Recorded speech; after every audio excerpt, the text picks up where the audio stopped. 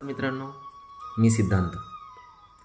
एका स्त्रीच्या आयुष्यातील संघर्ष व जीवनात येणारे चढउतार खरंच खूप आतुरतेने अनुभवण्यासारखे आहेत. तरी या कथेवर आपले कमेंट्स, आपले लाईक्स आणि शेअर्सची मला प्रतीक्षा राहील. सबस्क्राईब केलं नसेल तर नक्की करा, कारण हे नुकतंच चालू झालेलं चॅनल आहे आणि यूट्यूबवर तुम्हाला हे सापडणारही नाही. त्यामुळे पुढेही आपली भेट व्हावी असं निश्चितपणे आपल्याला वाटत असेल तर प्लीज सबस्क्राईब करून ठेवा. ही कादंबरी सरांच्या व्हॉट्सअप प्लॅटफॉर्मवर सध्या प्रसारित होत आहे. या ग्रुपची लिंक मी डिस्क्रिप्शनमध्ये देत आहे. परंतु या कथेचा आनंद ज्या मित्रमैत्रिणींना वाचन करणे शक्य होत नाही किंवा वाचन करू शकत नाही, वाचन करण्यास वेळ मिळत नाही, अशा सर्वांसाठी ही कथा ऑडिओ स्वरूपात सादर करण्याचा माझा मानस आहे. सरांना अपेक्षित असणारी भाषा, तशी फेक, तशी इंटेन्सिटी मी देण्याचा प्रयत्न करणार आहे. यामुळे या कथेमध्ये स्त्री आणि पुरुषांचे अनेक आवाज मी माझ्याच आवाजात रेकॉर्ड करत आहे. त्यामुळे माझ्या वैयक्तिक मर्यादांचा व क्षमतांचा अडसर आहेच, पण हे ऐकून पहा. सुरुवात करूया कादंबरीच्या वाचनाला. कादंबरीचे नाव आहे संघर्षकन्या, प्रकरण 1. 7 बहिणींपैकी ती एक होती. त्या सगळ्या जणीत ती तिसरी. गरीब कुटुंबात दररोजच्या उदरनिर्वाहाची काळजी असली की देव पण तिथे एकापाठोपाठ एक मुलं जन्माला घालतो. असंच इथे पण झालं होतं.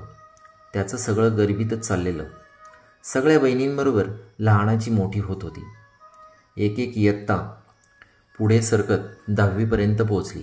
वय वाढत होतं अन त्याबरोबर शरीरात बदलही होत होते. त्याची नवलाई तिला वाटत होती. तारुण्यात जाताना शारीरिक बदल होतात, हा निसर्ग नियम. त्यात ती तरी कशी अपवाद असणार. तिच्यातही शारीरिक बदल झपाट्यानं होत होते. शरीरयष्टी तशी चांगली बहरत चालली होती. त्याचं तिला अप्रूप वाटायचं. आता ती 16 वर्षांची झाली होती. यौवनातील तारुण्यात जी ओढ शरीराला लागायची त्याला तीही अपवाद नव्हती. 10वीचं वर्ष संपलं. मन सैरभैर होत होतं, तरी तिने स्वतःला सांभाळलं होतं. 10वीत पास झाली आणि 11वीत विवेकानंद कॉलेजला प्रवेश घेतला. कॉलेजच्या जीवनाचा अनुभव सुरू होताना तारुण्यसुलभ भावना जाग्या होत होत्या. कॉलेजमधल्या मुलांचं आकर्षण वाढायला लागलं. अभ्यासाबरोबर इतर आभासी दुनियादारी तिलाही हळूहळू माहीत होत होती. कॉलेजमधील मैत्रिणींचे मित्र, त्यांच्याशी बोलणं, खिदळणं हे करता करता मित्रमैत्रिणी वाढत चालले होते. आवडत्या मुलांबद्दल नकळत आकर्षणही वाढत होतं. त्याच्याबरोबर जवळीकही वाढत चालली होती. त्यात अभ्यासातील लक्ष थोडंफार इकडं तिकडं व्हायला लागल्याची जाणीव तिच्या मनाला होत होती. अशातच ती 11वी पास होऊन 12वीत गेली होती. 12वीचं वर्ष खूप महत्त्वाचं असतंय. शिक्षक सांगायचे, घरचे सांगायचे, त्यामुळे अभ्यासाकडे लक्ष द्यावं असं तिलाही वाटायचं. मोबाईल आणि त्याचं वेड तिलाही लागलं. पण मोबाईल मिळेल अशी परिस्थिती घरची नव्हती. मोबाईल फक्त संवादासाठीच असायचा. कॉलेजमध्ये असणाऱ्या श्रीमंत परिस्थिती असणारे 1-2 मित्रांकडेच कधीमधी मोबाईल असायचा. ते कधीकधी स्वतःचं मोठेपण आणि श्रीमंती मिरवण्यासाठी कॉलेजमध्ये मोबाईल घेऊन येत असायचे. मुलामुलींना त्याचं नवल वाटत होतं. 12वीतही खूप काही शिकावं, मोठं व्हावं, करिअर करावं आणि मग बाकी गोष्टी कराव्यात हे जरी खरं असलं तरीही हे समजून घेण्याचं कोणाचंच वय नसतं. थोड्या मुलांना हे समजलेलं असतं म्हणून ते अभ्यासाकडे लक्ष देतात. त्यासाठी घरातील कोणीतरी सांगणारं असावं लागतं. तशी परिस्थिती त्यांच्या घरी नव्हती.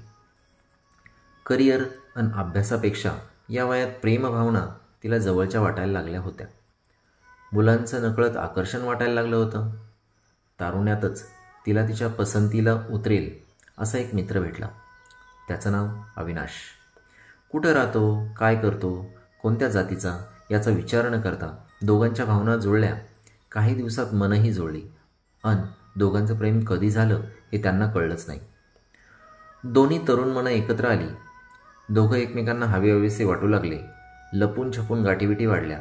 डोळ्यांची भाषा एकमेकाला समजू लागली आणि निसर्ग नियमानं तारुण्यात जे व्हायचं तेच झालं. अविनाश बिजलीच्या प्रेमात पडला आणि बिजलीलाही तो सतत डोळ्यासमोर असावा असं वाटायला लागलं. या जगात या दोघांना आपल्या एकमेकांपेक्षा कोणतीच गोष्ट मोठी आणि महत्त्वाची वाटत नव्हती. सतत हवासा वाटायचा तो एकमेकांचा सहवास. अभ्यासावरचे दोघांचे लक्ष कमी झाले होते क्रमशः. थँक्यू सो मच मित्रांनो. आता तुम्हाला 3 गोष्टी करायच्यात. नंबर 1, हे चॅनल आत्ताच्या आत्ता सबस्क्राईब करायचं आहे आणि त्याच्या शेजारील घंटेचं बटन प्रेस करून ऑल सिलेक्ट करायचं आहे. तसं केल्याने आणखी दर्जेदार व चांगल्या कथा तुमच्यासमोर सादर करता येतील.